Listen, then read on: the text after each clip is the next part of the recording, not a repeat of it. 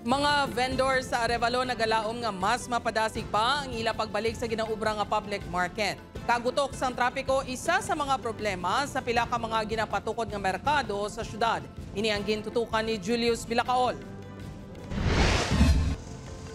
Masobra na duha ka tuig nga nagapwesto sa gym sang distrito sang Arevalo ang mga miyembro sang Arevalo Public Market Merchants Association.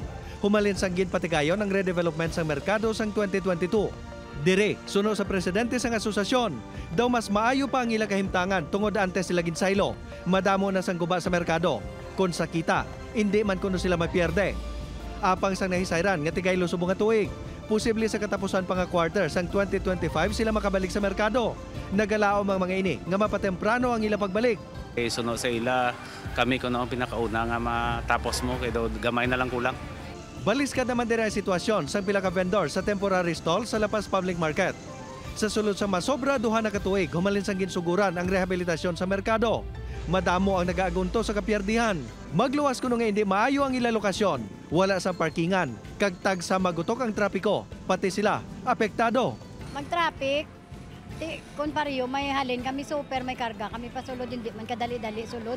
Mabulad gid kami sa init Hindi lang sa Lapas problema ang trapiko. Sa mga lugar kung sa di napahamtang ang temporary stall sa Harubig Market, kag sa Iloilo Terminal, kag Central Markets. Problema man ang trapiko nga nagatugas ang perwisyo, hindi lang sa nagapanindahan, kundi pati man sa mga vendor. Aminado naman ang Iloilo City TTMO nga problema ang trapiko sa mga merkado, ilabi na gid kon rush hours. Ini ang ginalauman na, bangod limitado ang kalapad sang dalan, kag madamo pa sang tawo nga nagagawi, apang suno sa head sang departamento. Ini ang ilaman ginatinguhaan nga masolbar. Kung rush hour, may mga tao kita nga gina-deploy. No? Pero kung pagka after sang rush hour, we have other deployment, priority deployment. Nahibaluan nga base sa ginpagwang impormasyon sang Iloilo City LGU. Ginalantaw nga sa katapusan pa nga quarter sang 2025 matapos ang Arevalo Public Market. Mga first quarter naman sang 2026, pwede liwat mabuksan ang Lapas kag Harubig Markets.